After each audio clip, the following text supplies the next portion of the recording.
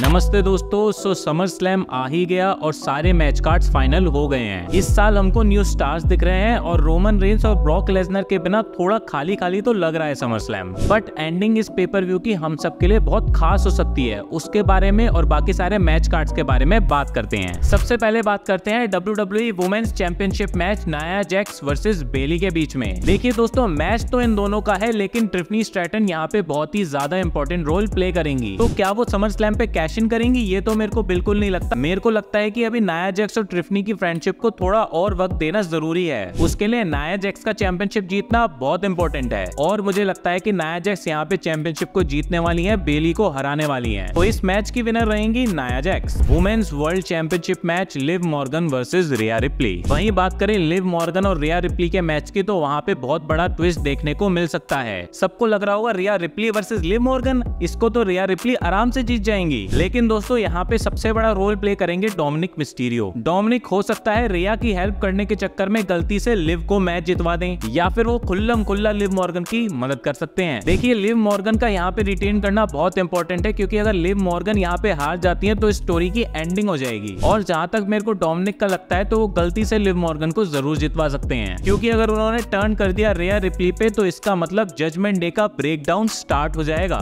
जो कि मेरे को समर स्लैम में होता नहीं दिख रहा है। तो इस मैच के अंदर लिव मॉर्गन अपनी चैंपियनशिप को रिटेन करने वाली हैं। United states championship match Logan Paul versus LA Knight. Okay, ये मैच प्रेडिक्ट करना पूरे मैच कार्ड के अंदर सबसे ज्यादा डिफिकल्ट रहा है। बिकॉज़ मैच है लोगन पॉल के होम टाउन में और उनसे मैच कर रहे हैं एले नाइट, जिनकी तरफ बहुत लंबे टाइम से क्राउड जुड़ा हुआ है कि भाई इस बंदे को पुश करो। लेकिन WWE उनको सही से कोई पुश नहीं दे पाई है, तो ये उनके लिए बहुत ही इंपॉर्टेंट अपॉर्चुनिटी बन जाती है। बट मुझे लगता है समहाउ कोई ना कोई वे लगा के लोगन पॉल फिर से इस चैंपियनशिप को रिटेन करने वाले हैं, क्योंकि लोगन पॉल को यूनाइटेड स्टेट्स चैंपियनशिप तब ही हरवाई जाएगी जब उनको वर्ल्ड टाइटल की पिक्चर में लाना होगा। और करंट सिनेरियो के हिसाब से अभी वर्ल्ड चैंपियनशिप के अंदर उनका आना थोड़ा मुश्किल है, प्लस उनकी अवेलेबिलिटी भी कम होती है। तो इस वजह से अगर वो मिड कार्ड टाइटल कोई होल्ड करें और उसको ही प्रेस्टिजियस बनाए तो वो ज्यादा सही रहेगा। वहीं बात करें एले नाइट की, अगर वो लोगन पॉल को हरा देते हैं तो नो डाउट ये बहुत बड़ी बात हो जाएगी। मगर WWE लोगन पॉल को विदाउट टाइटल रखे ये तो शायद मेरे को लग नहीं रहा है। तो मेरे हिसाब से इस मैच के विनर लोगन पॉल रहेंगे और अपना टाइटल रिटेन करेंगे। Intercontinental championship match Sami Zayn versus Bron Breakker. इस स्टोरी लाइन के अंदर ऑलरेडी सैमी ज़ेन अपना टाइटल एक बार रिटेन कर चुके हैं और ब्रॉन ब्रेकर WWE रोस्टर के अंदर आने के बाद पहली बार अपना मैच हारे थे। वहीं आखिरी रॉ पे भी अपर हैंड सैमी ज़ेन लेते नजर आ रहे हैं। तो इस हिसाब से मुझे लगता है कि ब्रॉन ब्रेकर यहाँ पे सैमी ज़ेन को हरा देंगे। रेसलमेनिया के बाद समर स्लैम एक बड़ी अपॉर्चुनिटी होती है जहाँ पे नए टैलेंट को पुश किया जा सकता है। सो ब्रॉन ब्रेकर के लिए बहुत ही बड़ी अपॉर्चुनिटी बनाई गई है कि वो समर स्लैम के अंदर इंटरकॉन्टिनेंटल चैंपियनशिप को जीतें। वहीं सैमी ज़ेन और जे उसो को ब्लड लाइन की स्टोरी के अंदर डालने की WWE शायद कोशिश कर रही है। तो हो सकता है कि इंटरकॉन्टिनेंटल चैंपियनशिप हार के वो टैग गोल्ड्स को लेने के पीछे भागने लगे और ब्रॉन ब्रेकर और इलिया ड्रैगनोव की स्टोरी लाइन की शुरुआत हो जाए। तो इस मैच के अंदर मुझे लगता है कि ब्रॉन ब्रेकर ही जीतने वाले हैं। ये भी हो सकता है कि जजमेंट डे के मेंबर्स उस मैच के अंदर इंटरफेयर कर दें, क्योंकि पिछली 2 रॉ से उनकी थोड़ी लड़ाई चल रही है सैमी ज़ेन और जे उसो के साथ में। World heavyweight championship match Damian Priest versus Gunther. So इस मैच के अंदर WWE ने थोड़ा रिच वर्सेस पुअर वाला एंगल डाल दिया है और फैंस के सेंटीमेंट्स डेमियन प्रीस्ट के साथ में जुड़ गए हैं। रेसलमेनिया बैकलैश तक किसी को नहीं लगा था कि डेमियन प्रीस्ट इतने बड़े चैंपियन बन जाएंगे, लेकिन अब सबको वो एक बढ़िया चैंपियन नजर आ रहे हैं। WWE अगर उनको इस सिचुएशन के अंदर हरा देती है तो वो उनके करियर के लिए बहुत ही बड़ा डाउनफॉल हो सकता है। वहीं अगर डेमियन प्रीस्ट गुंथर को हरा देते हैं तो वो एक बहुत ही प्रेस्टिजियस वर्ल्ड चैंपियन बन जाएंगे। मुझे लगता है कि डेमियन प्रीस्ट इस मैच के अंदर अपनी चैंपियनशिप को रिटेन करेंगे और इस मैच को क्लीन जीतने वाले हैं। इस मैच के बाद डेमियन प्रीस्ट की रिस्पेक्ट और ज्यादा WWE के अंदर बढ़ जाएगी। CM Punk versus Drew McIntyre, special guest referee Seth Rollins. Okay, so इस मैच की सबसे बड़ी हाईलाइट CM पंक या फिर ड्रू नहीं, सेथ रॉलिंस रहने वाले हैं और सेथ रॉलिंस का हील टर्न होना यहाँ पे हाईली पॉसिबल लग रहा है। उनकी वजह से ही विनर यहाँ पे डिसाइड होने वाला है। और जहाँ तक हमने देखा है इस पूरी स्टोरी लाइन के अंदर ड्रू मैकिंटायर की ज्यादा ही ले ली गई है। वो अपनी होम कंट्री में हार गए, money in the bank briefcase जीतने के बाद उसको भी हार गए और सब कुछ किसकी वजह से हुआ? CM पंक की वजह से। तो हो सकता है सेथ रॉलिंस ड्रू को मारने जाए और गलती से CM पंक के लग जाए, कुछ ऐसा एंगल भी बन सकता है, या फिर straight forward Seth Rollins heel turn करके CM पंक की ले लेंगे। बट इस मैच को जीतने तो ड्रू मैकिंटायर ही वाले हैं। Undisputed WWE championship match Cody Rhodes versus solo Sikoa. Okay, तो सीधी बात ये है कि रोमन रेंस इस मैच के अंदर रिटर्न करने वाले हैं कि नहीं, ये इस मैच का मेन पॉइंट रहने वाला है। और बकचोद bloodline versus real bloodline के बीच में स्टोरी लाइन स्टार्ट होगी कि नहीं, ये भी पता लगने वाला है। वैसे आप लोग खुद सोचो, क्या बकचोद bloodline versus real bloodline की स्टोरी लाइन के अंदर एक वर्ल्ड चैंपियनशिप का होना जरूरी है? मेरे हिसाब से ऐसा बिल्कुल जरूरी है ही नहीं। उन लोगों का जो पर्सनल फ्यूड चल रहा है वो ही बहुत बड़ी इंपॉर्टेंट चीज बन जाता है। तो यहाँ पे समहाउ कोडी रोड्स अपनी चैंपियनशिप को रिटेन कर लेंगे। अगर डिस्क्वालिफिकेशन होता है तो वो भी कोडी रोड्स के फेवर में ही जाएगा और ये होने की संभावना मेरे को ज्यादा लगती है। लेकिन मुद्दे की बात यह है कि ये समर स्लैम है और इतने बड़े नाम ना होने की वजह से क्या चीज इस इवेंट को खास बना सकती है आपको पता है? One and only thing, Roman Reigns का रिटर्न। तो मुझे 90% लग रहा है कि अगर ये मैच मेन इवेंट में होने वाला है तो रोमन रेंस का रिटर्न होने ही वाला है और सीधा सीधा वो सोलो सिकोआ के फेस टू फेस खड़े होने वाले हैं। और ये मोमेंट इस समर स्लैम का ही नहीं, पूरे साल का सबसे बड़ा मोमेंट बन जाएगा। रही बात कोडी रोड्स की, तो वो अपनी चैंपियनशिप को फिर से रिटेन कर लेंगे। तो दोस्तों ये तो थे मेरे प्रेडिक्शंस। आप लोगों के क्या प्रेडिक्शंस हैं, आप लोग कमेंट बॉक्स में बताइए। और जब मैं समर स्लैम की रिव्यू वीडियो बनाऊंगा तो उसके अंदर मैं उन सारे बंदों को शाउट आउट देने वाला हूं जिन्होंने 100% प्रेडिक्शन सही की है। ध्यान रखिएगा कि मैं उनको ही चूज करूंगा जिनकी प्रेडिक्शन स्मैकडाउन से पहले आई है। और अगर आपकी प्रेडिक्शन 100% सही है तो आप मेरे को इंस्टाग्राम पे मैसेज भी कर सकते हैं, अपनी वीडियो भी सेंड कर सकते हैं। मैं उस वीडियो को भी अपने चैनल पे जरूर चलाऊंगा। बाकी स्मैकडाउन के दोनों टाइटल्स के मैचेस का क्या होने वाला है वो मैंने पिछली वीडियो में प्रेडिक्ट कर दिया था। तो अब मिलते हैं आपको समर स्लैम के रिव्यू के साथ में, तब तक के लिए सायोनारा।